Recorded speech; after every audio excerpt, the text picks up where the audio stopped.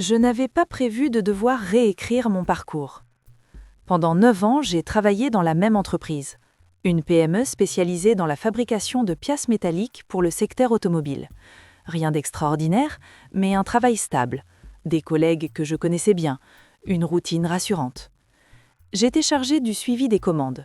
Je m'occupais de vérifier les délais, de relancer les fournisseurs, d'ajuster les plannings en fonction des urgences.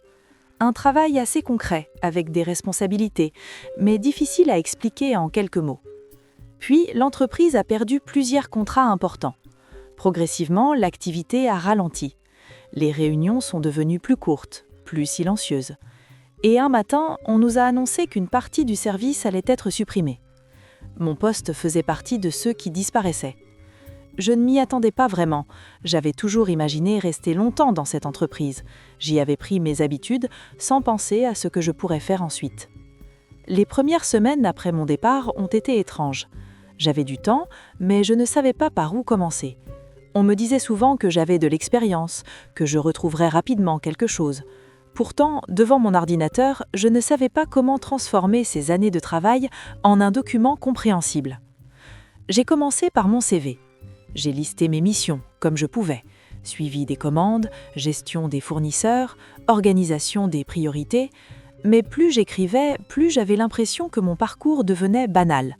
J'avais l'impression que ce que je faisais chaque jour ne tenait pas vraiment dans une liste de tâches. Puis est venue la lettre de motivation. C'est là que les choses se sont compliquées. Je savais pourquoi je voulais ce poste, il correspondait à ce que je savais faire, mais je ne savais pas comment l'exprimer. J'avais peur d'être trop vague, ou au contraire trop technique. J'écrivais des phrases que je trouvais trop impersonnelles, comme si quelqu'un d'autre parlait à ma place. J'ai recommencé plusieurs fois. Chaque version me paraissait soit trop longue, soit trop générale. Je n'arrivais pas à trouver l'équilibre entre expliquer mon parcours et montrer ce que je pouvais apporter. Un soir, en cherchant des conseils, je suis tombée sur un article parlant du métier d'écrivain public. J'avoue que je ne savais pas exactement en quoi consistait ce métier aujourd'hui. J'imaginais quelque chose d'assez ancien, presque administratif. En lisant, j'ai compris que certaines personnes faisaient appel à un écrivain public pour clarifier leur parcours professionnel, notamment pour rédiger des lettres de motivation ou reformuler un CV. Ce qui m'a interpellée, ce n'était pas la promesse d'un texte parfait, mais l'idée de pouvoir expliquer mon parcours à quelqu'un qui saurait ensuite le rendre lisible. Le contact se faisait en ligne. J'ai hésité quelques jours avant d'envoyer un message. J'avais déjà une lettre rédigée, mais je n'étais pas convaincue par ce que j'avais écrit. J'avais l'impression qu'elle ne me ressemblait pas vraiment.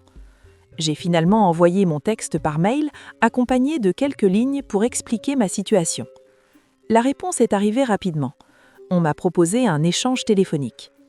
Pendant cet échange, je me suis rendu compte que la difficulté ne venait pas seulement des phrases que j'avais écrites, mais du fait que je ne savais pas exactement ce que je voulais mettre en avant dans mon parcours. L'écrivain public m'a posé des questions très simples. Quelles étaient mes responsabilités réelles? Dans quelle situation devais-je prendre des décisions? Qu'est-ce que mon travail permettait concrètement à l'entreprise?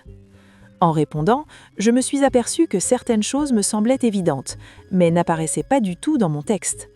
Par exemple, je gérais régulièrement des urgences lorsque des pièces arrivaient en retard. Il fallait trouver des solutions rapidement pour éviter un arrêt de production. Je n'avais jamais pensé à présenter cela comme une compétence. Progressivement, ma lettre a changé. Certaines phrases ont été raccourcies, d'autres ont été reformulées pour préciser ce que je faisais réellement. Je n'avais plus l'impression de lire une lettre standard. J'avais l'impression de reconnaître mon propre travail. Ce qui m'a surpris, c'est que ce travail ne consistait pas seulement à corriger des phrases, il m'a obligée à réfléchir à ce que je savais faire et à la manière dont cela pouvait être utile ailleurs.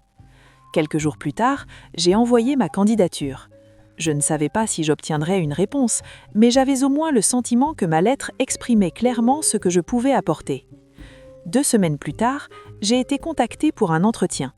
Je ne sais pas si c'est uniquement grâce à la lettre, mais lors de l'entretien, plusieurs points mentionnés dans mon texte ont été évoqués directement.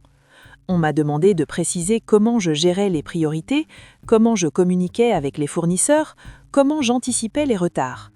Pour la première fois, j'avais l'impression que mon expérience était comprise sans avoir besoin de la justifier longuement. Ce travail d'écriture m'a appris quelque chose de simple.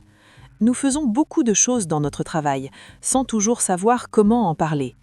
Nous pensons parfois que notre parcours est ordinaire, simplement parce qu'il nous est familier. Mais lorsque les mots deviennent plus précis, ce que l'on fait devient plus lisible. Aujourd'hui, avant d'envoyer un message important, je prends un peu plus de temps pour relire ce que j'ai écrit. Je me demande ce que l'on comprendra en me lisant. Ce n'est pas une question de style, c'est une question de clarté. Parce qu'un texte ne montre pas seulement ce que l'on a fait, il montre la manière dont on souhaite être compris. Et parfois, quelques phrases suffisent à rendre un parcours visible.